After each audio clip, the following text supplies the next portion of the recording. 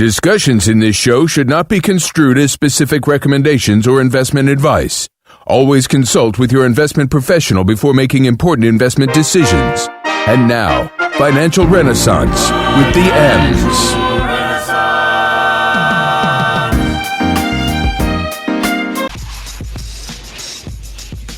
All right, you are back with Emma Knows Money, and we are talking about my market movers and losers. All right, GameStop sales are continuing to fall. This is reminding me of Blockbuster.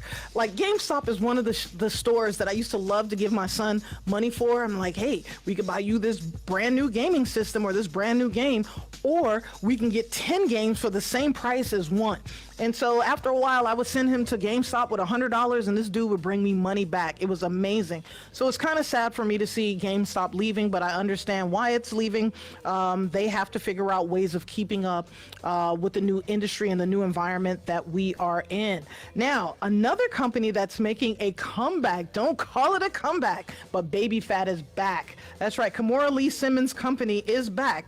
And so we will be seeing that little kitty in the stores again, and her daughters are modeling. Those little girls are modeling. Oh, yes, there they are. Yeah, like, oh my gosh, they were babies. Like, I don't know how long ago we were watching the show, but BabyPhat is back. So that's a good thing for American luxury and American fashion houses. As far as on the stock market, sneakerhead stocks, Nike, Adidas, Under Armour were up. Puma, Skechers, and Foot Locker were down. Most of the luxury brands were up. Most of the cannabis companies were down, and from the gamers, Microsoft was up, Zynga was up, Activision were up, EA Sports was down, so not too bad. Now, as far as recession watch, the 10-year Treasury closed the week at 1.84, and the 2-year Treasury closed at 1.6. So there's still about a 21%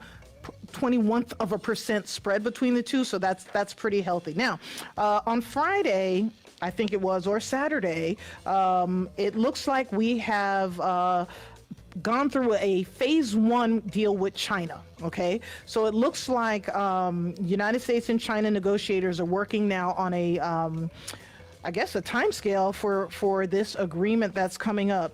It looks like the deal is going to have to do with intellectual property, with technology transfers, with structural agricultural issues. Financial services are also going to be opening up, as well as us being able to understand what they're doing with their currency, because China, Trump was saying this from, I don't know, back when he was, railing against Obama, that China manipulates their currency, all right? They will overvalue, they'll devalue their currency, they'll do all different types of things with their currency.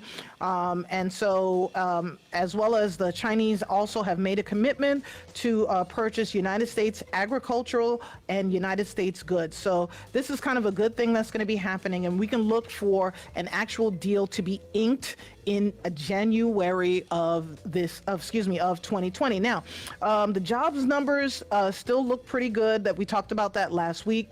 The data showed that 266,000 new jobs were created last month. Unemployment rate was still down to 3.5, but again, we are focused on underemployment, not unemployment. And then manufacturing is still a sign of weakness, but again, we're not sure if we should be paying attention to manufacturing anymore. So I'm looking for those of you who understand what's happening with that to let me know.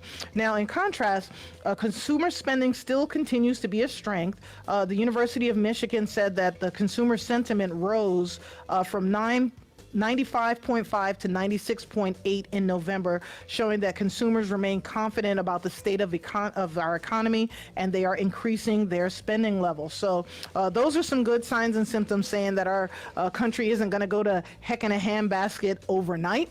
But I'd like to know what you think. What are you seeing out there as far as spending? Are you still preparing yourself for the recession?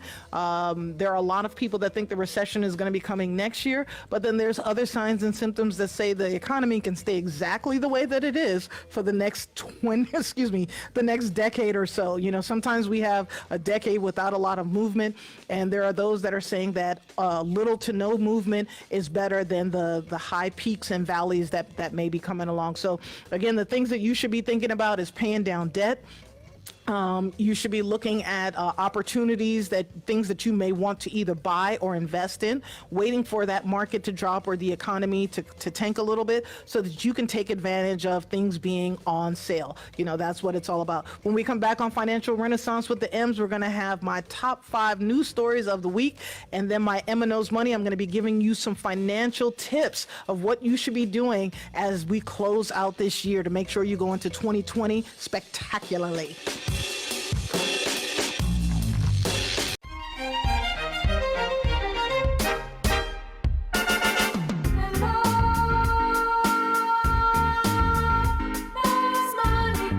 Cash, scratch, green.